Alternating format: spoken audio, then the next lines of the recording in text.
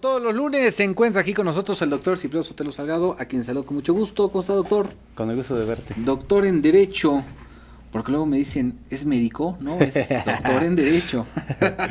Este fin de semana, Morelos fue sede del Congreso Nacional de Defensoría Pública. Sí, oye, ¿no? Qué honor para Morelos, ¿eh? De veras, qué buen evento hizo el gobierno del Estado.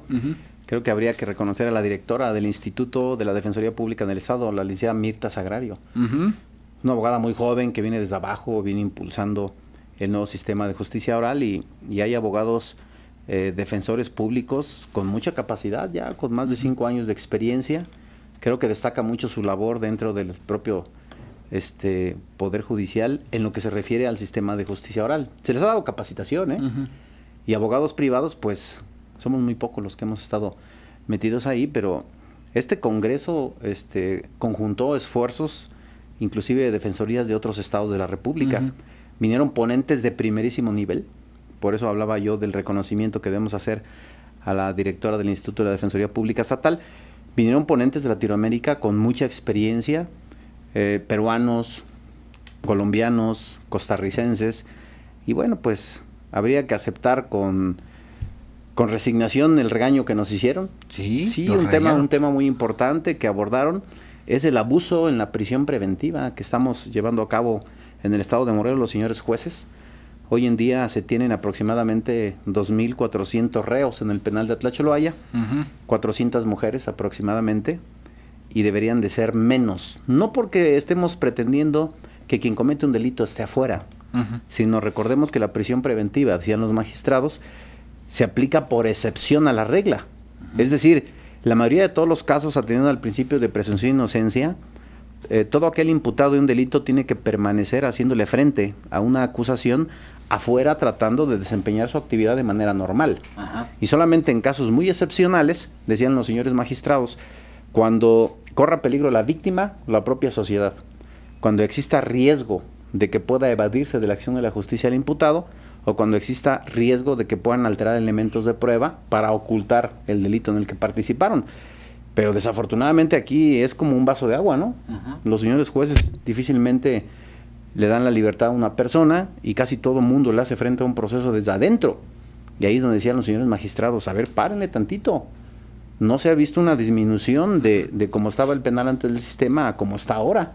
Entonces no todos los delitos ameritan llevar su proceso con ellos detenidos. Hay delitos de alto impacto donde concurren las circunstancias que hemos mencionado que sí ameritarían estar detenidos, pero no en todos los casos. No habría que aplaudir la prisión preventiva por parte de los señores jueces, salvo cuando se justifique. Hay delitos muy graves, personajes imputados de un delito que sí representan un peligro para la sociedad están afuera, pero debe ser casos de excepción, no en todos los casos.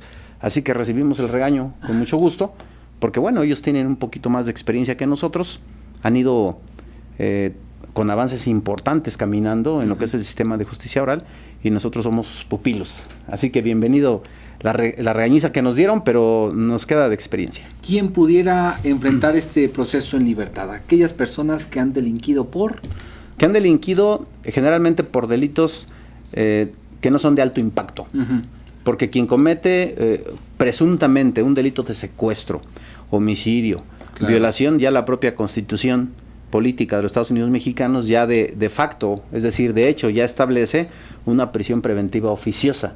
Es decir, ese tipo de gente debe quedarse adentro por el tipo de delito y el grado de peligrosidad que representa. Pero la generalidad es que todo mundo esté afuera, salvo en delitos de esta naturaleza que estén adentro. Y si se aplicara la ley como es, decían los señores magistrados, pues seguramente por lo menos la mitad de la gente que está en el penal debería estar afuera, haciéndole frente a su proceso, desde luego, pero con medidas distintas. Si lo que queremos es que no haya impunidad, que no se evadan de la acción de la justicia, hay otras medidas. Por ejemplo, el arraigo domiciliario, donde se permite que el imputado vaya a trabajar y regrese, y hay una autoridad que está atrás de él verificando. Donde hay los brazaletes electrónicos que no se han materializado por falta de recursos, pero que sí vale la pena que nuestras autoridades pudieran visualizar la posibilidad efectivamente de tener algunos brazaletes electrónicos que impidan que el imputado pueda caminar más de determinada distancia de su hogar, y cuando rebasa esas distancias, el brazalete generalmente emite una señal, ¿no? Como lo vemos en las películas Ajá. gringas generalmente, pero Sí. es una de las medidas importantes. Otra es el hecho de reportarse cada quincena por lo menos ante el señor juez para decirle, señor juez, aquí estoy, para lo que tú me indiques. Otra medida más es exhibir una garantía de carácter económica. Otra más, inclusive el poder... Es la fianza, ¿no? algo así parecido, es una garantía económica. Garantía económica. Ajá. Otra es la prohibición de concurrencia, donde el juez te dice, te voy a dar una libertad, pero no puedes ir a tal lado, generalmente donde está la víctima, para que no corra ningún tipo de peligro. O bien el confinamiento, donde te dice el juez, no puedes salir tú de Cuernavaca, Morelos. No puedes salir a menos que lo justifiques y yo te pueda autorizar. Es decir, hay 11 medidas que establece la propia ley, a través de las cuales se puede garantizar que el imputado vaya a juicio, pero sin necesidad de que estén en la cárcel. ¿A qué le atribuye entonces que los jueces estén abusando de la prisión preventiva, del encarcelamiento, al escándalo, a la presión de los familiares de las víctimas? Sí, yo creo que convergen varias hipótesis. Sí, desde luego. Los medios de comunicación juegan un papel muy importante y generalmente cuando se habla de la probable participación de un imputado en un delito donde se lesionaron gravemente o escandalosamente derechos de las víctimas, pues los jueces ante una presión social o de medios de comunicación suelen ser muy contundentes en la aplicación de medidas muy, muy fuertes como la prisión preventiva. En otros casos muy importantes también, es que la propia ley cataloga ciertos delitos. Robo calificado con violencia. ¿Sabes qué? Es que la persona traía un arma o fue con violencia, lo lastimó. Secuestros, extorsiones, homicidios, violaciones. En ese tipo de delitos la propia ley sí te establece de manera oficiosa prisión preventiva. Pero en los demás casos, inclusive, fíjate, fraude sin importar la cantidad económica, porque hablamos de un delito patrimonial, puede ser un fraude de 1,000 millones de pesos incluso. Puede ser un delito de despojo donde el predio valga 1 millonada. O sea, donde está de por medio el patrimonio y no tanto la peligrosidad de una persona. El propio peculado, los delitos cometidos por servidores públicos, la ley no dice que sean graves. Pero bueno, los señores jueces han tenido a bien dictar prisión preventiva. ¿Por qué?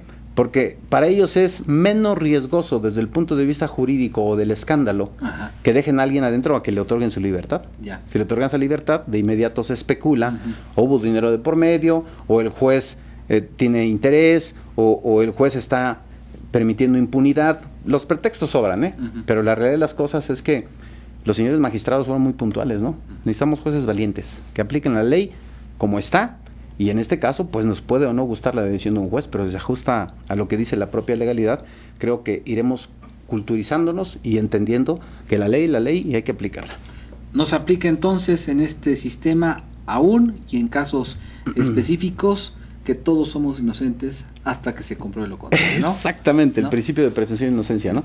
El famoso principio de presunción de inocencia que tanto se ha hablado y que inclusive la Corte ya lo ha definido en muchísimas tesis, en jurisprudencias, de que implica que todo imputado debe ser tratado como inocente en lo que dura todo su proceso y solamente puede ser superado este principio de presunción de inocencia hasta que se dicte una sentencia de condena por parte de un juez.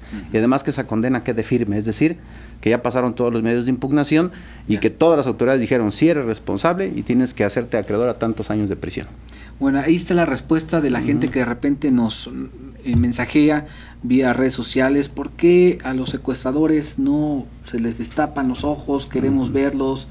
Por eso, precisamente por lo que explica el doctor Cipriano Sotelo. Es así. Todos son inocentes hasta que concluya el proceso, ¿verdad? Sí, y fíjate que como todos son inocentes hasta que un juez determine que son responsables, no podemos darlos ya por responsables previamente, porque entonces le estaremos vulnerando sus derechos. Sus derechos y desde luego eso acarrea también responsabilidades de carácter civil.